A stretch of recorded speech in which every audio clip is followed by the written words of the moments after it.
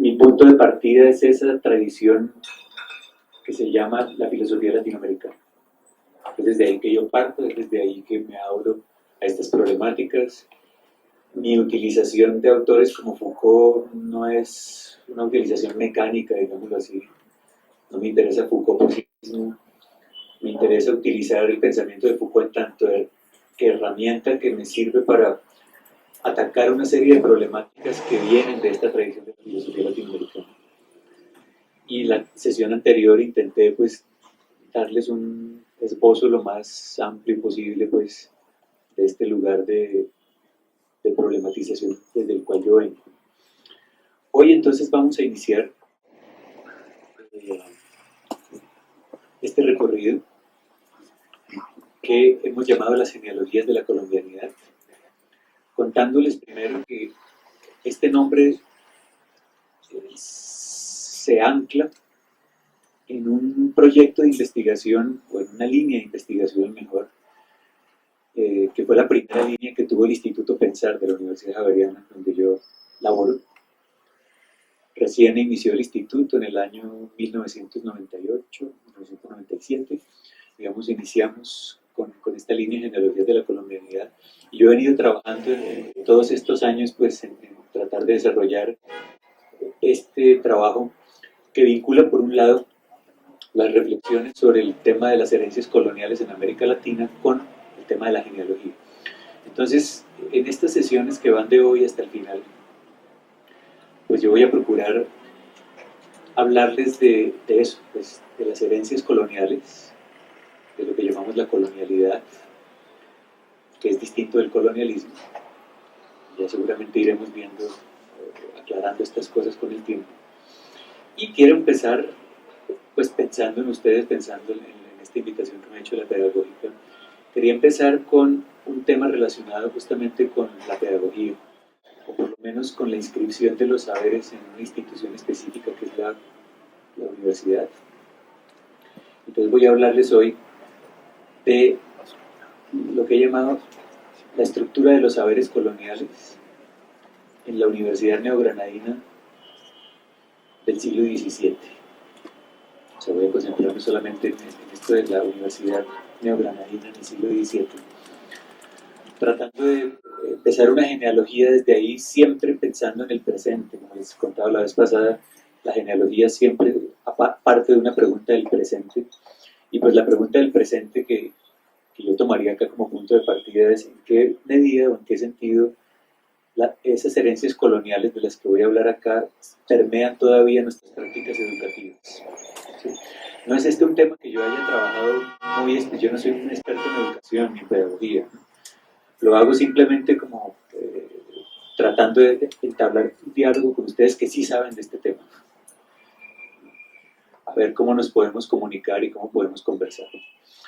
Bueno, entonces lo primero que quisiera hacer es trazar una cartografía.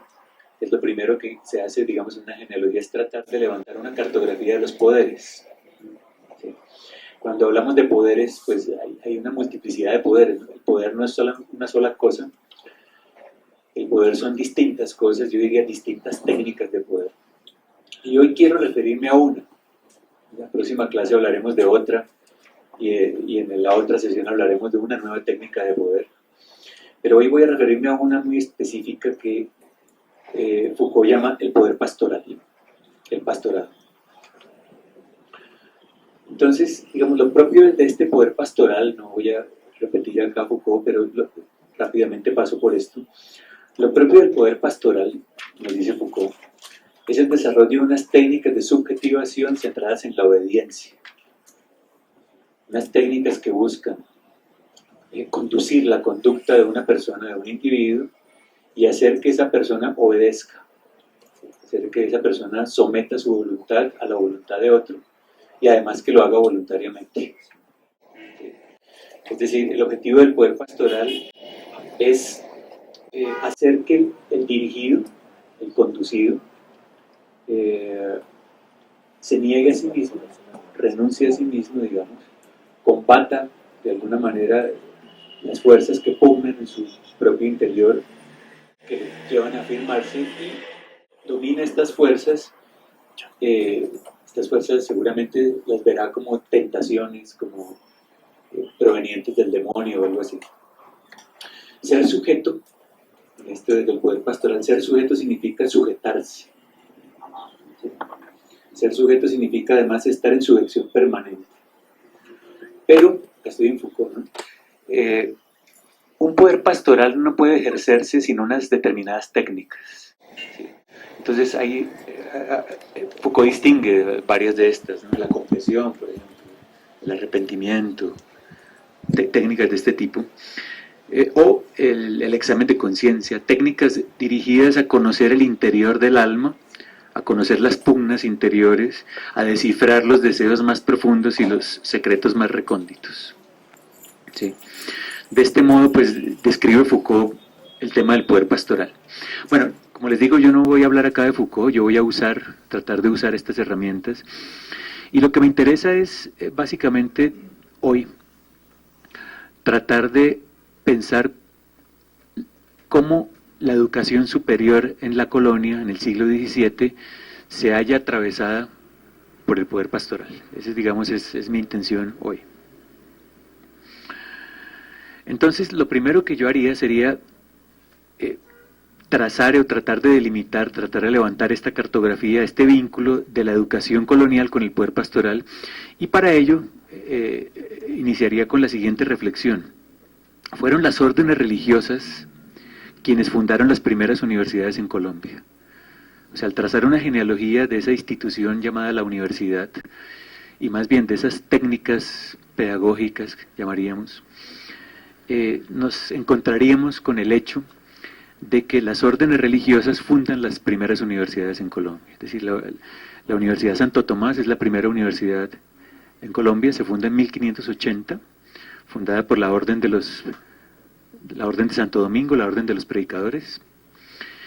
Y la Universidad Javeriana se funda en 1608 por la Orden de los Jesuitas.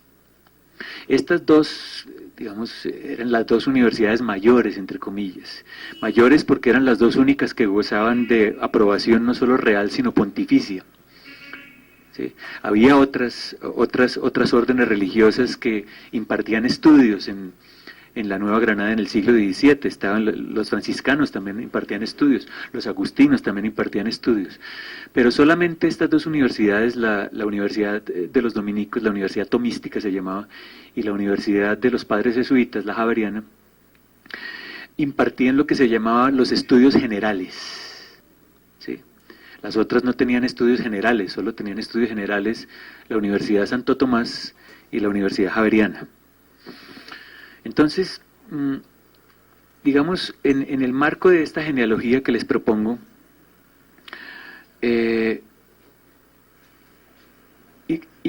haciendo empate con lo dicho en la sesión anterior, no me interesa indagar aquí por quiénes eran, digamos, los que daban clases en estas universidades, no me interesa tanto cuáles eran los contenidos de las clases, no me interesa si los catedráticos que dieron clases en esas universidades se apropiaron correcta o incorrectamente de las ideas de Santo Tomás, de las ideas de Aristóteles, de las ideas de Francisco Suárez, o incluso de las ideas de Descartes.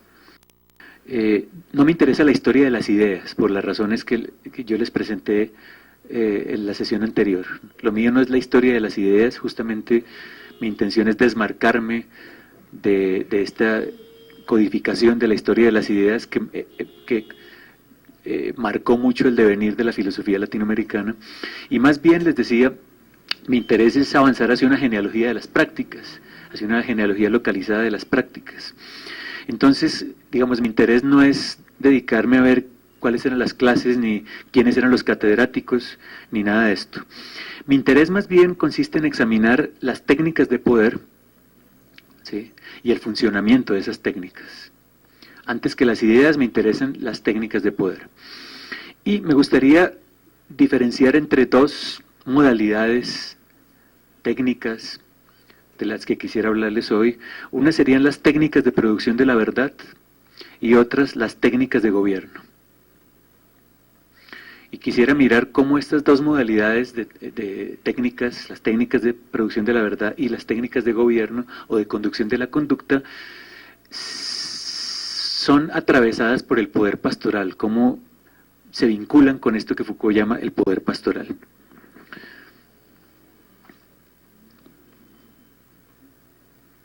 Bueno, entonces ese sería el primer comentario. El segundo comentario. Hay que entender que no solamente que las órdenes religiosas fueron las que fundaron estas universidades, sino que el modelo que siguieron estas universidades, tanto la Javeriana como la Santo Tomás, con algunas diferencias obviamente, que tenían que ver con las diferencias de las dos órdenes religiosas, pero el modelo que adoptaron ambas universidades es el modelo del convento-universidad, ¿sí? El modelo del convento-universidad que se asume pues de las universidades del siglo XVI en España, Alcalá, Valladolid y Salamanca. Digamos, este modelo que tuvo que ver mucho en España con lo que se llama hoy la segunda escolástica española y la gran influencia del humanismo en España en el siglo XVI y la fundación en España de universidades como la Complutense, la de Alcalá, o universidades de más largo calado, más medievales como la de Salamanca. Bueno, el modelo que empiezan a adoptar las universidades en la Nueva Granada del siglo XVII es un modelo que ya se había ensayado en Europa desde el siglo anterior, que es el modelo del convento-universidad. ¿En qué consistía este modelo del convento-universidad?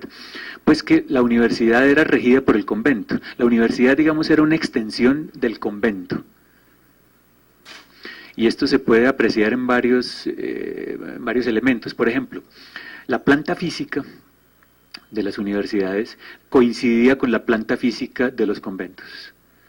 Por ejemplo, la Javeriana funcionaba en lo que en esa época se llamaba la manzana jesuítica, que ustedes la ven todavía hoy, la iglesia de San Ignacio, y está la calle de las Aulas, no sé si la conocen, la calle de las Aulas, donde está el Museo de Arte Colonial. Bueno, toda esa manzana era de los jesuitas, toda. Entonces ahí funcionaba la iglesia de San Ignacio, funcionaba el seminario donde se formaban los curas, funcionaba la Universidad Javeriana y funcionaba el Colegio Mayor de San Bartolomé. Porque debo decirles también que estas dos universidades, la Javeriana y la Santo Tomás, de ellas dependían los llamados colegios mayores, ¿sí? O sea, de la orden de los jesuitas dependía también el Colegio Mayor de San Bartolomé y de la orden de los dominicos el Colegio Mayor del Rosario. ¿Ya? Entonces estoy haciéndoles un mapa de las instituciones educativas pues en el siglo XVII. Entonces, modelo de claustro-universidad. Otro elemento que uno puede distinguir aquí es que los estudiantes eran internos. O sea, la gente no iba a clases con un horario fijo definido, sino que la gente vivía en el convento. Un estudiante en la universidad vivía allá, eran internos. ¿Sí? Normalmente eran colocados allí por sus padres. Al entrar un estudiante le otorgaba una dote a la universidad porque eran corporaciones, ¿no? eran corporaciones que se mantenían con recursos propios, se procuraba por lo menos que se mantuvieran con recursos propios. Entonces cuando un estudiante entraba a la universidad, la familia le daba una dote a la universidad, una dote que podía consistir incluso en esclavos, en indígenas, ¿sí? En especies. Algunos estudiantes incluso ingresaban con sus propios sirvientes a la universidad, ¿no? Ya les hablaré más en la próxima sesión de quiénes podían estudiar en el siglo XVII y en qué condiciones se ingresaba a la universidad. Eso me lo reservo para la próxima sesión. Pero por lo pronto baste con decir por ahora que los estudiantes eran internos, es decir, que eran enclaustrados, que digamos la educación pasaba por una por una codificación del espacio físico, de la planta física centrada en el enclaustramiento, ¿sí? Eran instituciones de secuestro, digamos. Yo creo que la educación no ha dejado de ser de alguna manera eso. Y desde luego pues sometidos a una disciplina que era la misma disciplina o una disciplina similar a la que tenían los curas pues en los conventos, ¿sí? Voy a permitirles leerles una cita en mi libro La Ibris del Punto Cero, en la página 126, si alguien lo tiene por ahí. Esta es una cita que lo puse yo ahí como nota de pie de página del padre Juan Manuel Pacheco, que es uno de los historiadores de la Compañía de Jesús en Colombia, para que ustedes vean cómo transcurría un día de un estudiante universitario, en este caso en el colegio, en el Colegio Mayor de San Bartolomé. No de la Javeriana, sino el Colegio Mayor de San Bartolomé. Entonces dice el padre Pacheco, cito: el colegial Bartolino era despertado del sueño por un toque de campana que se daba a las 5 de la mañana. Disponía de media hora para vestirse y arreglarse, pues a las 5:30 debía hallarse en la capilla para hacer oración mental o vocal durante un cuarto de hora. Pasaba luego al estudio para consagrarse a él durante hora y cuarto. Estudiaban tempranito, ¿no? Seguía el almuerzo o desayuno, o sea, estudiaban toda la mañana. Luego, seguía el almuerzo o desayuno a las 7. Iba luego al colegio de la compañía, calle en medio, para asistir a la misa y a clases, a la iglesia de San Ignacio. Volvía luego a la sede del colegio a las 10:30 para tener allí media hora de estudio. A las 11 se tocaba a comer. Se dirigían todos en fila al comedor y aguardaban de pie, junto a su puesto, a que el padre rector bendijera la mesa y se sentara. Durante la comida se leía algún libro instructivo que servía no solo para aumentar los conocimientos de los colegiales, sino para hacer mejor guardar el silencio. Terminada la comida, se les permitía un rato de recreación a la que asistían todos juntos en un sitio señalado para el efecto. A la 1, una hora de estudio, y a las 2 volvían de nuevo al colegio para ir a las clases hasta las 5. De nuevo en el seminario se les dejaba merendar y descansar hasta las 6. Venía luego una hora de estudio y a las 7 repetición de las lecciones oídas durante el día. Esto de repetición ya, póngale mucho cuidado, esto de repetición, ya mencionaré esto. A las 7:75 cena y un corto recreo a continuación. Antes de acostarse iban a la capilla a rezar las letanías y a examinar sus conciencias. A las 9 la campana daba la señal para acostarse y un cuarto de hora después las luces debían estar apagadas. Eso nos cuenta el padre Pacheco de cómo transcurría un día en la universidad, pues en este caso en el Colegio Mayor. Y ustedes saben que estas instituciones venían ligadas unas con otras, ¿no? Entonces había gente que la mayor parte de la gente que estudiaba era para seguir la carrera eclesiástica, ¿sí? Pero había otros que no seguían la carrera eclesiástica. De hecho, el Colegio Mayor del Rosario se abrió justamente para darle más campo a gente que no quería seguir la carrera eclesiástica. Bueno, entonces, de otro lado, hay que entender que el plan de estudios, lo que llamaremos hoy el currículum, pues, para el caso específico de la Javeriana, se hallaba perfectamente codificado. O sea, los jesuitas eran una orden mundial, ¿no? Era una orden mundial, fue quizás una de las primeras instituciones mundializadas. Y ellos hicieron un currículo que valía para todas las instituciones educativas de los jesuitas y se llamaba la Ratio Studiorum. La Ratio Studiorum era una especie de diseño curricular unificado para todos los colegios de los jesuitas en todos los lugares del mundo. Sí, o sea, en Filipinas, en las Indias, en España, en Europa, donde quiera que hubiese colegios jesuitas, todos los colegios de los jesuitas funcionaban con la Ratio Studiorum, ¿sí?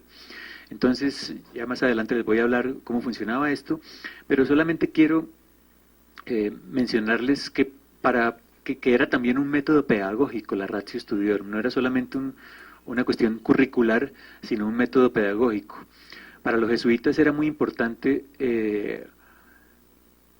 justo por lo que les estoy contando del poder pastoral, asegurarse de que un estudiante aprendiera a respetar la autoridad, ¿sí?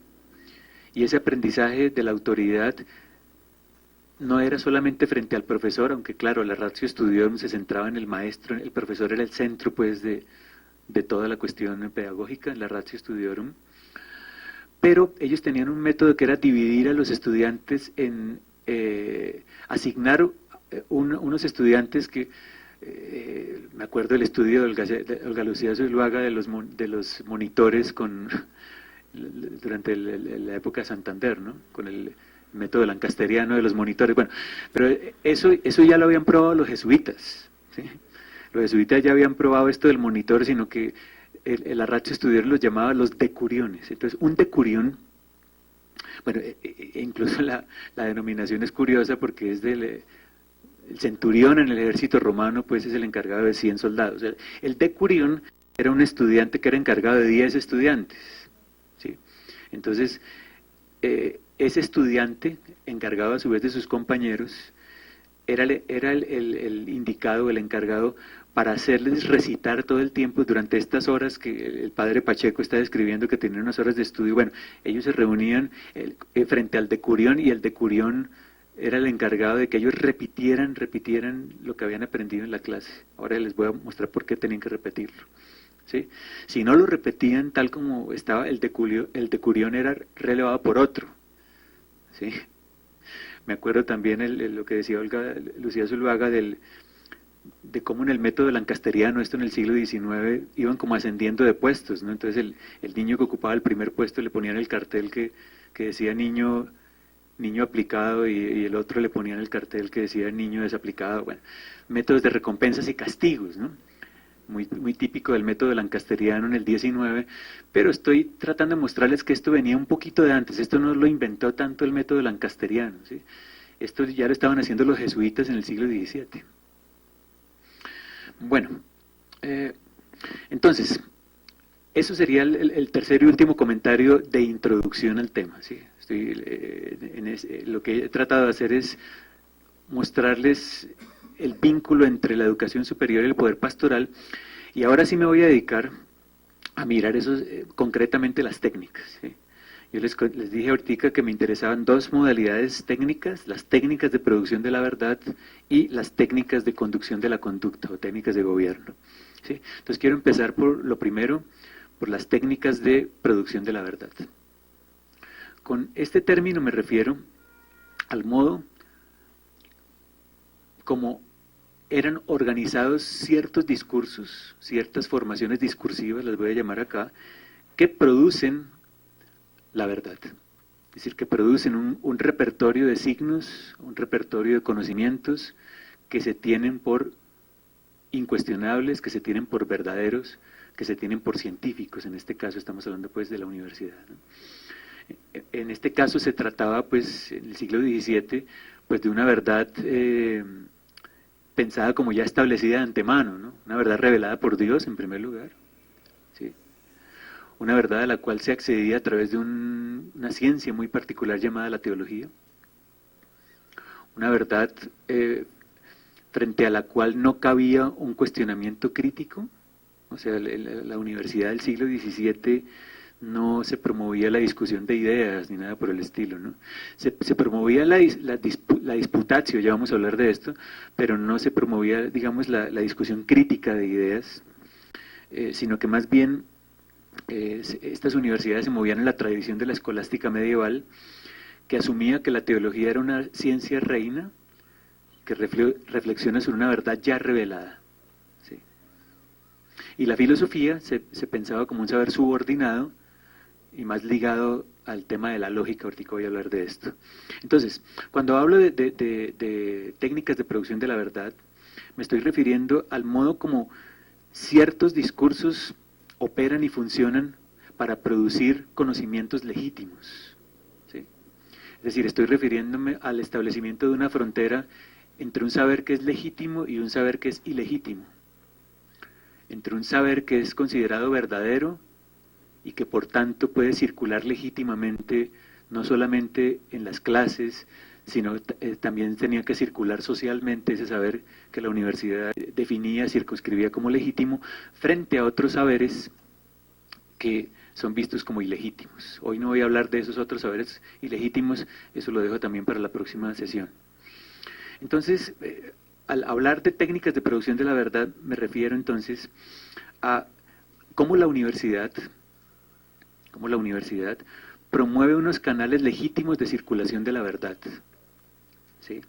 Es decir, delimita un campo de enunciados posibles, el modo de producción y circulación de esos enunciados, el modo de transmisión y apropiación de esos enunciados. Es decir, cómo la universidad opera como un mecanismo de legitimación del discurso verdadero, es decir, del discurso que puede ser legítimamente enunciado en distintas instancias sociales. Ustedes saben que en la universidad, lo que les dije ahora, no solo se educaban curas, sino también una figura muy importante en la historia de este país, que se llaman los abogados. ¿Sí? La ciudad letrada. Bueno, la emergencia de la ciudad letrada, de lo que Rama llama la ciudad letrada, está en la universidad colonial. Entonces, producción entonces de un régimen de verdad, con efectos inmediatos para el mantenimiento de un orden social. El orden del discurso tenía que corresponderse con el orden social. Y la universidad era una institución clave para la circunscripción y el mantenimiento de lo que Foucault llamaría el orden del discurso. Vale. Bueno, entonces empecemos a mirar algunas cosas puntuales.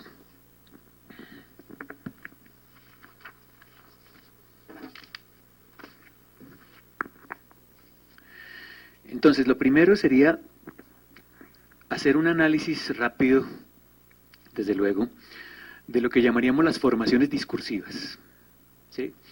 Y voy a referirme solamente a 5.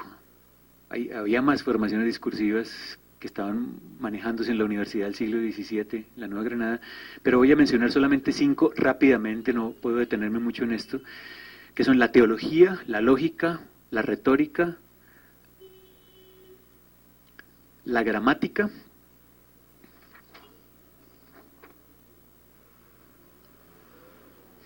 y creo que la otra es la dialéctica, ya les digo. Bueno, empiezo con la teología. ¿Cómo opera? Otra vez les digo, no me interesa la historia de las ideas, ¿no? Entonces no me interesan quiénes eran los teólogos, si se leían a Santo Tomás, si se lo leían bien o si se lo leían mal, ni si escribieron, qué trataba, eso no me interesa. Me interesa es el funcionamiento de esa formación discursiva, cómo funciona un discurso, ¿sí? ¿Qué hace un discurso? No me interesa lo que se dice, sino el cómo se dice, cómo funciona en una institución específica. Entonces, lo primero que diría sería, la teología opera según lo que Foucault llamaría el orden de la semejanza. Es decir, la teología es un saber que simplemente reproduce la verdad tal como ésta se encuentra ya dicha. ¿Sí? Se encuentra inscrita no solamente en la naturaleza, sino por encima de todo se encuentra inscrita en la revelación divina, en las Sagradas Escrituras. Ustedes recuerdan que la revelación tenía dos modalidades de expresión, la verdad tenía 2 modalidades de expresión, una que era la manifestación de Dios en la naturaleza, ¿sí? Y la otra que era la manifestación de Dios en la revelación escrita, que eran las Sagradas Escrituras. Entonces, digamos, la función de la teología era básicamente acceder a una verdad que está inscrita en las cosas mismas. Y lo que hace la teología es simplemente operar por analogía, ¿sí? Como un espejo, digamos. ¿Sí? Simplemente la teología toma ciertos postulados que son ya verdaderos y reflexionan alrededor de ellos. La teología no produce, digamos, la función de la teología no es generar un conocimiento nuevo, ¿sí? La función de la ciencia, en este caso de la teología, no es generar conocimiento nuevo. Eso ya vendrá con la reforma borbónica, eso ya lo veremos después, ¿no? Los borbones serán los que empezarán con esta idea de que el conocimiento, la función de la ciencia es generar un conocimiento nuevo, pero en el siglo XVII la función de la ciencia no era generar un conocimiento nuevo. La función de la ciencia era una función, llamémosla, especular, es decir, como un espejo, ¿no? Reflejar, era un reflejo de una verdad que se desplegaba en el mundo mismo, ¿no? O en la revelación. Entonces, la figura fundamental era la figura de la erudición, ¿sí? La eruditio, o lo que hacía un profesor Un profesor operaba básicamente como un erudito. ¿Y un erudito quién es? Un erudito es el que conoce bien los textos, ¿sí? Acuérdense que lo que les dije hace un rato, que el modelo tenía que ver mucho con la gran difusión del erasmismo, del humanismo en la España del siglo XVI, que marcó mucho el devenir de universidades como la Complutense, por ejemplo, la de Alcalá. Entonces, esta idea de ir a los textos mismos, ¿no? Esta idea de ir a los textos, de leer en latín, de saber muy bien latín, y poder leer a los autores en su lengua original, digamos, esto era una función muy importante de un profesor. El profesor era básicamente un erudito, no un investigador, ni mucho menos, ¿no?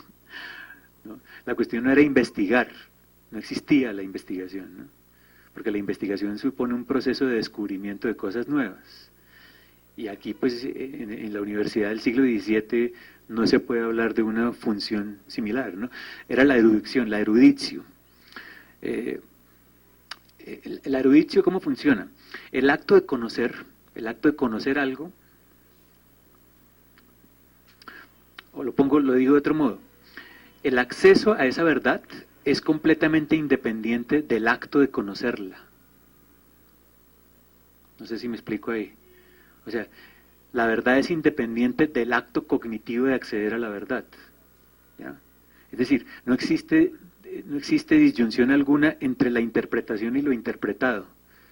O sea, el erudito, la eruditio, el erudito, pues, al interpretar la Sagrada Escritura o al interpretar los textos de Santo Tomás o los textos de Aristóteles, digamos, la función del erudito no era interpretar en el sentido hermenéutico que hoy conocemos, de partir de una situación presente y recrear, digamos, lo que está consignado en un texto, sino el erudito lo que hacía era simplemente reflejar, o por lo menos eso pretendía, reflejar una verdad asignada en los textos. ¿Sí? Entonces, la teología en su acto cognitivo mismo no podía modificar la verdad. La función de la teología no podía ser la de ni agregar algo, ¿sí?, ni modificarlo. Por eso lo que llamaría la práctica teológica en la universidad consistía básicamente en el estudio de comentarios, ¿sí? O sea, lo que hacía un erudito, un profesor cualquiera de la Santo Tomás o de la Javeriana, que le ponía a los estudiantes era, bueno, vamos a mirar los comentarios de Pepito a Santo Tomás. Entonces estudiaban los comentarios, ¿sí? Eran comentaristas desde luego medievales, ¿no? San Juan de Santo Tomás, qué sé yo, o comentaristas de San Agustín, o comentaristas de, etcétera. O estudios de los textos de autoridades reconocidas como Aristóteles, por ejemplo. Aristóteles era la gran autoridad científica en el siglo XVII en Colombia, digamos, tanto para los dominicos, desde luego, por la gran ascendencia de Aristóteles en Santo Tomás, en la teología de Santo Tomás, como para los jesuitas también, ¿no? Para los jesuitas. Entonces, lectura de San Agustín, lectura de Santo Tomás, lectura de Aristóteles, lectura de las autoridades. ¿Sí? Bueno, eso en cuanto a la teología. No sobra decir que la teología era lo que les decía, la reina de las ciencias, ¿no? Era la ciencia de las ciencias, ¿no? La norma normata, digamos, del conocimiento, ¿sí? Era la formación discursiva dominante y jerarquizaba a todas las demás formas discursivas. Es decir, las otras formas, la lógica, la retórica, eran subordinadas, pues, a la teología. Bueno, segunda formación discursiva que me interesa comentar, la lógica. ¿Sí? La lógica, podríamos decir que la lógica, lo que en ese momento se entendía por la lógica, era el estudio de las formas de argumentación, ¿sí? El estudio de algunos textos de Aristóteles sobre argumentación, y sobre todo de aquellos textos donde se ponía en marcha, en ejecución, un método de razonamiento que se llamaba el silogismo. ¿Sí? Entonces, la lógica era vista como una ciencia, sí, pero como una ciencia de inferior dignidad a la teología. Porque el objetivo de la lógica no era conocer la verdad en sí misma, ¿no? Eso le correspondía a la teología. El objetivo de la lógica era dirigir la mente del estudiante para que pudiera acceder a una lectura correcta de los textos, ¿sí? O sea, la lógica era como una especie de canon del pensamiento. La lógica le enseñaba a un estudiante a pensar correctamente, ¿sí? La lógica acá correspondería a lo que fue en el siglo XIX los elementos de ideología de Tutte de Tracy, que también eso lo muestra claramente el grupo de la historia de la práctica pedagógica, ¿no? Pero antes de los elementos de ideología de Tutte de Tracy, existía un canon también de formación de la mente, unas reglas para la dirección de la mente, digamos que sería la lógica, en este caso la lógica aristotélica. El objetivo de la lógica, digo, es dirigir la mente para poder interpretar correctamente los textos. La base de la lógica, de la ciencia lógica, era el silogismo. ¿Qué era un silogismo? Silogismo creo que, no sé si, yo por lo menos vi lógica todavía en el colegio, no sé si ustedes vieron lógica en el colegio, pero pues el silogismo era el fundamento de la lógica, ¿sí? Y en esto los estudiantes tenían que silogizar todo el tiempo, ¿sí? Un silogismo, pues el silogismo clásico, el que todos dicen, bueno, todos los hombres son mortales, Sócrates es hombre, ergo Sócrates es mortal, ¿sí? Bueno, ese era un silogismo típico, clásico, el silogismo clásico, pues. Vale, pues esto de los silogismos los estudiantes tenían que aprenderlo todo el tiempo, se la pasaban silogizando todo el tiempo, yo creo que hasta en el recreo silogizaban, ¿no?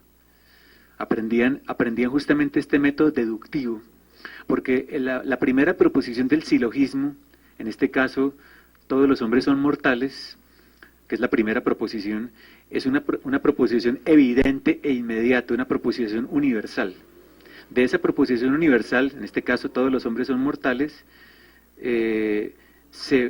la segunda proposición es una constatación empírica, Sócrates es hombre, ¿sí? Y la conclusión es Sócrates es mortal. De esas dos proposiciones se saca una conclusión que es una conclusión lógica, solo puede sacarse esa conclusión, ¿sí? Entonces, digamos, el objetivo de la lógica era capacitar a un estudiante para acceder a los primeros principios indemostrables, pues, los primeros principios que son a las que accedía la teología. Premisas universales a partir de las cuales se debía deducir, mediante un razonamiento lógico, unas conclusiones apodícticas, ¿sí? Unas conclusiones necesarias. O sea, estoy hablando de un conocimiento deductivo. El conocimiento, la ciencia operaba por deducción, a partir de unos principios universales que operan como verdad establecida. Tercera formación discursiva que me interesa, la retórica. Bueno, la retórica era muy importante en el plan de estudios de las dos universidades a las que me refiero. De hecho, la retórica iba junta con otras dos formaciones discursivas que eran la gramática y la dialéctica. La retórica, la gramática y la dialéctica ocupaban un puesto muy importante en el currículo, por eso se llamaban el trivium, esa tripleta de saberes accesorios, digamos, tanto a la lógica como a la teología. Esa tripleta era pues la retórica, la gramática y la dialéctica. Vale. Entonces, la retórica es la ciencia del buen decir, ¿sí? O sea, un estudiante tenía que prepararse para ser un buen orador, para convencer a los demás de cualquier cosa, ¿sí? Es decir, para ser un abogado, ¿no?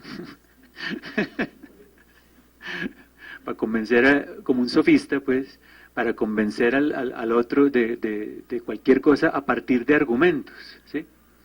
Entonces la retórica jugaba un papel clave en el plan de estudios. El objetivo de la retórica era capacitar a un estudiante para convencer a los oyentes de una proposición que él quisiera demostrar y postularla como verdadera, mediante la utilización del razonamiento lógico, es decir, saber hablar, saber persuadir, saber seducir con la palabra, saber convencer a otros. Esos eran los objetivos de la ciencia retórica, ¿sí? Entonces, lo mismo los otros dos del trivium. La gramática era pues el arte de saber leer en latín, ¿no? Todas las clases eran en latín. Aquí no había clases en español. Todas las clases en latín, porque el latín era el idioma de la ciencia en ese momento. Bueno, en Europa ya estaba siendo deslatinizada justo en esa misma época, y acá todavía el latín era el idioma del conocimiento, ¿no? Y la otra, la dialéctica, eso lo voy a mencionar más adelante cuando hablemos de la disputatio. Bueno, cierro esta parte, digamos, de las formaciones, de las técnicas de producción de la verdad, diciéndoles dos cosas. El objetivo de estas técnicas no solamente era ser funcionales al interior de estos conventos, universidades, es decir, ser funcionales al objetivo del poder pastoral, que era acoger una verdad ya revelada y obedecer a esa verdad ya revelada, y someter la propia voluntad a una autoridad que es incuestionable. Es decir, estas técnicas de verdad se acogen a esa función, sino también el objetivo de estas técnicas de producción de la verdad era poder conjurar la multiplicidad de sentidos de la sociedad. Es decir, era una sociedad donde no podía tolerarse que hubiera múltiples sentidos, ¿sí? Porque la multiplicidad de sentidos atentaba contra el orden jerárquico mismo que mantenía a la sociedad. De tal manera que las técnicas de producción de la verdad eran unas máquinas para exorcizar la multiplicidad epistémica. La multiplicidad epistémica no podía ser tolerada. O sea, no podían coexistir legítimamente, digo, distintas formas de producir conocimiento, sino que solamente podía reinar una sola forma legítima de producir conocimiento, y la función de la universidad era justamente garantizar, legitimar, circunscribir esa forma de producir conocimientos, de producir enunciados verdaderos, y legitimar a los sujetos de esos enunciados verdaderos.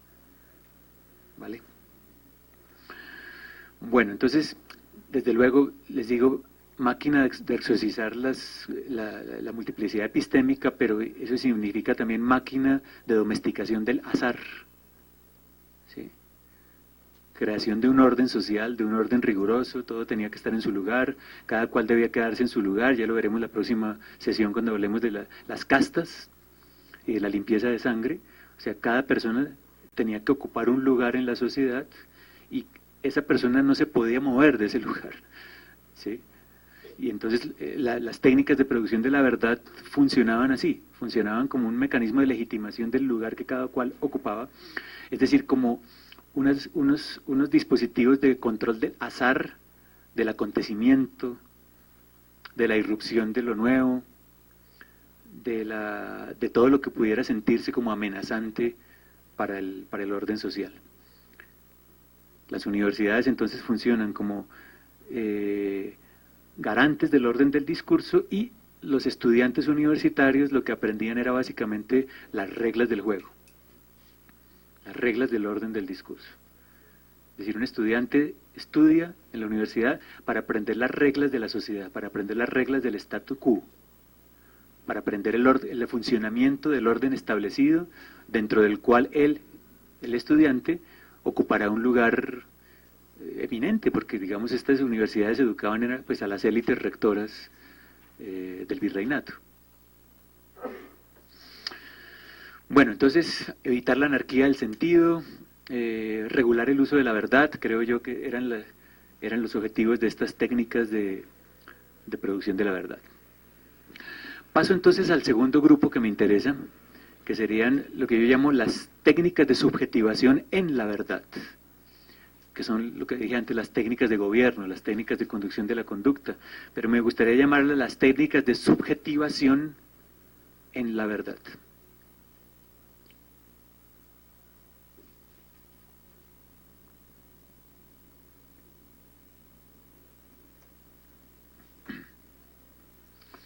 Bueno, la diferencia entre unos grupos de técnicas y el otro.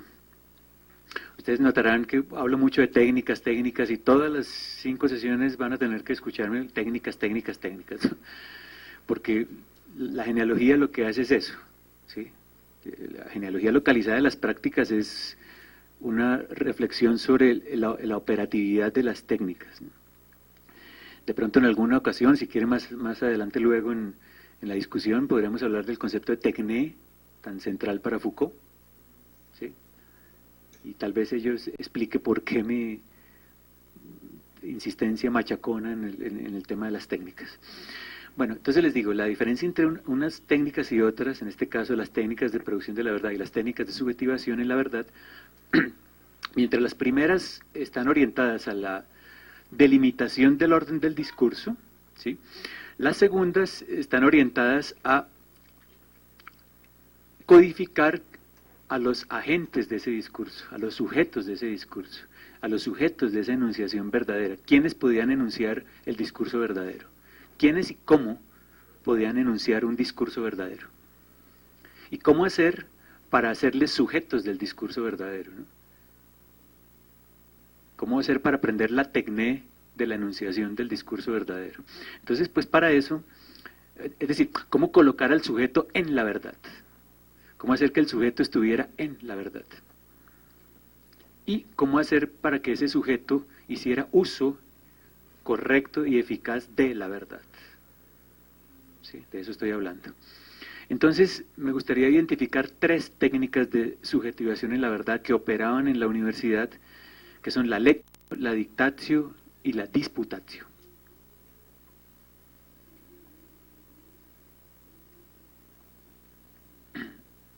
Bueno, la lectio. La lectio era una técnica pedagógica, ¿no? Que consistía básicamente en que el profesor entraba al aula y se paraba como en un atril, ¿sí? Y empezaba a leer un texto en voz alta, un texto de viva vox. Podía ser un texto de Santo Tomás, podía ser un texto de San Agustín, podía ser un texto de Aristóteles, o podía ser algún comentario de estos comentaristas que se utilizaban sobre estas autoridades mayores, ¿no?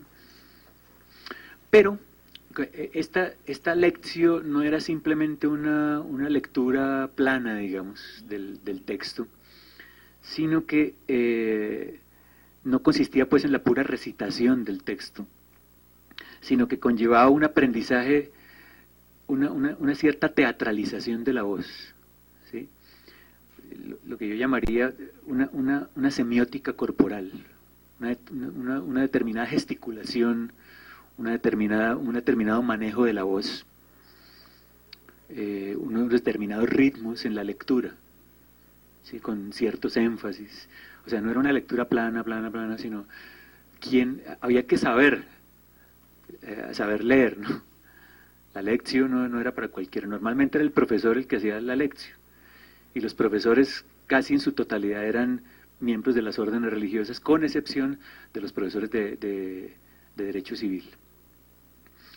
Bueno, entonces, el objetivo de la lección, el objetivo de esta técnica, era facilitar el ejercicio de la memoria. Es decir, eran unas técnicas orientadas hacia la codificación de la memoria, hacia la producción de una memoria. A través de la repetición incesante de un texto que se lee una y otra vez, el mismo texto una y otra vez, pues lo que se está haciendo ahí es que la verdad queda incorporada en el sujeto, ¿no? ¿Sí? Los signos de la verdad se inscriben en el cuerpo. El oído pues entran por el oído. Es una técnica ritual, es una ritualización de la verdad, ¿no? Una especie de teatralización de la verdad, mediante la cual el estudiante fija los signos de la verdad en su propio cuerpo. Signos que deben permanecer pues grabados para siempre, ¿sí? En su memoria, que no se le olvide a uno nunca, y que servían además como indicadores de la identidad de ese sujeto de saber, de ese sujeto de enunciación. La segunda técnica es la la dictatio. Y esta es como el complemento de la lectio, ¿no? En este caso, la dictatio es una técnica que consiste en escribir, ¿no? En copiar lo que se dicta, ¿sí? O sea, el profesor pasa y empieza a hacer un dictado, ¿sí? Que esto, hasta creo yo que hasta en mi época de primaria todavía existía esto, ¿no? Que entraba el profesor, saquen una hoja,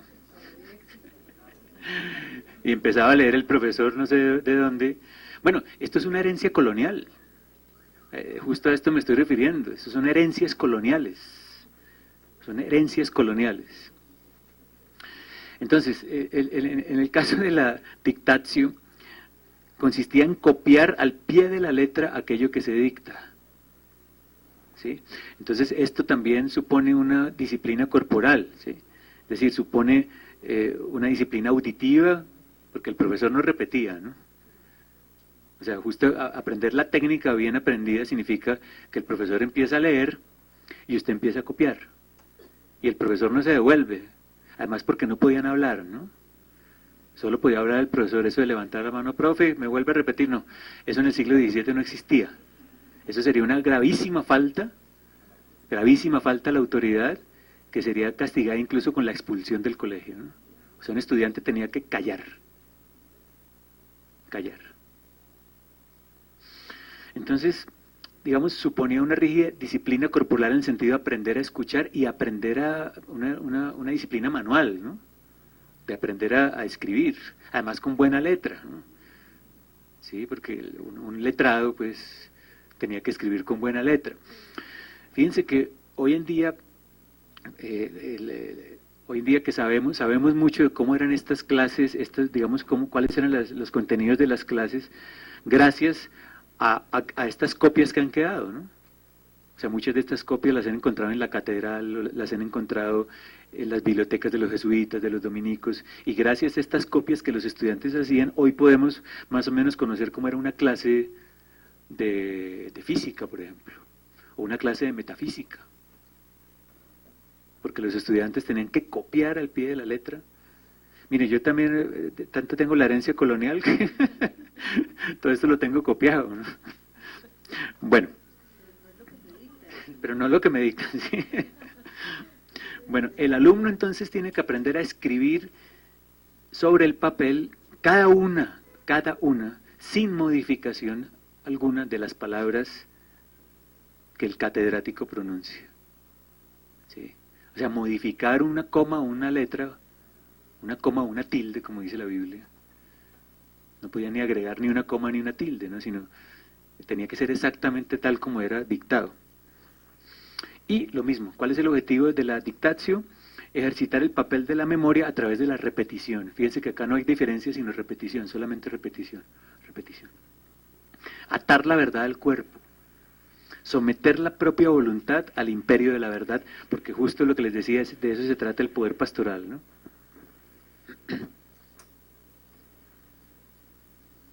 Entonces, mediante la dictatio, mediante la lectio, el sujeto va aprendiendo el arte de la obediencia, el arte de la sumisión a la verdad, el arte de someter su propia voluntad a la voluntad de otro,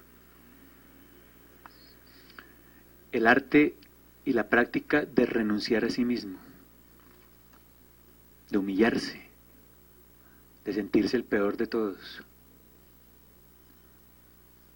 A través de estas técnicas como la lectio y la disputatio, a través del diario ejercicio, porque ustedes recuerdan la cita del padre Pacheco que les leí, pues el estudiante era que ejercitarse en la repetición, por eso les dice, pongan cuidado a esta palabra, la repetición de las lecciones, de las clases. Ellos lo que hacían era todo el día dándole a lo mismo, ¿no?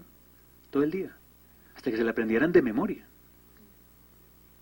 ¿no? Entonces, a través del diario ejercicio, el sujeto es sujetado a la autoridad de otro. Ser sujeto, como les decía, es estar sujetado a y permanecer sujeto a una autoridad exterior. Es decir, son ejercicios heteronómicos, pues. No son ejercicios de autonomía en el sentido kantiano de darse su propia ley, sino son ejercicios de heteronomía. Bueno, la última técnica, ya voy terminando, y pasamos más bien como a hablar un rato, es la técnica de la disputatio.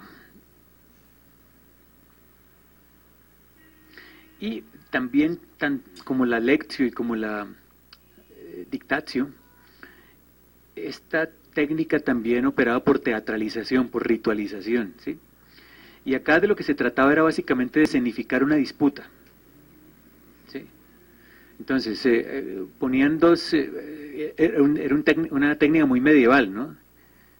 El sic et non, era una técnica muy de la escolástica medieval, que consistía en que, qué sé yo, Alejandro y yo somos estudiantes de la Santo Tomás. Y Alejandro vamos a ponerlo a que defienda la tesis de que los ángeles tienen ombligo. Y yo voy a defender la tesis de que los ángeles no tienen ombligo. ¿Sí? Entonces, así no importaba si yo creyera que los ángeles tienen o no tienen ombligo, eso era lo de menos, ¿no? Lo importante era poder demostrar a través de una disputa, de una escenificación, de una disputatio, de un ejercicio dialéctico, poder ejemplificar ante otros que yo había aprendido muy bien las reglas que se me habían enseñado en la universidad. ¿Sí? Bueno, también está muy codificado en Alemania, pero no tanto como estaba en Colombia, porque acá todo estaba absolutamente codificado, el lugar donde usted tenía que sentarse. Por eso les digo que era un reality show, era aprender a respetar las reglas, cuándo hablar, se no podía hablar, había cierto tiempo para que el otro hablara, luego usted habla, los tiempos de la precedencia, el lugar, el orden, las jerarquías, los saludos, las formas, todo estaba perfectamente codificado en la disputatio, ¿sí? Y justamente por eso era como el examen final, digamos, con el cual usted coronaba su carrera universitaria. Era, usted demostraba públicamente ahí que usted era competente en el ejercicio de ser un administrador de la verdad, de ser un sujeto legítimo de enunciación. ¿Sí? Pierre Bourdieu tiene una reflexión muy interesante sobre el homo academicus, y nos dice Pierre Bourdieu que estas, por ejemplo, las defensas de tesis y todo esto, se asemejan como a las ceremonias de los caballeros, ¿sí? O sea, usted defiende una tesis ante el jurado y todo esto, y lo que se está escenificando ahí es que, como en la ceremonia de los caballeros, que le ponen la espada a un lado, lo consagran, pues ahora usted es un par académico. Es legítimamente un par académico, ya tiene su título de doctor, ¿no? Ya tiene su título de maestría, es un par legítimo. Pero para poder ser ordenado caballero, pues usted tiene que darse la pela primero, ¿no? Entonces, esta técnica que todavía permea nuestra academia, que es una herencia colonial, digo yo, es una herencia claramente colonial, es una estructura de los saberes coloniales, tenía que ver mucho con eso, poder demostrar unas competencias, poder mostrar que el sujeto de discurso es legítimo y puede ser acogido legítimamente en la sociedad de discurso, ¿no? En la sociedad de los discursos legítimos. Demostrar que uno conoce las reglas del juego, conoce las reglas del campo, diría Bourdieu, que uno no es un intruso, un aparecido, pues, que llegó en paracaídas y le dieron el título de teólogo, de filósofo, de abogado, de médico, sino que usted es un colega.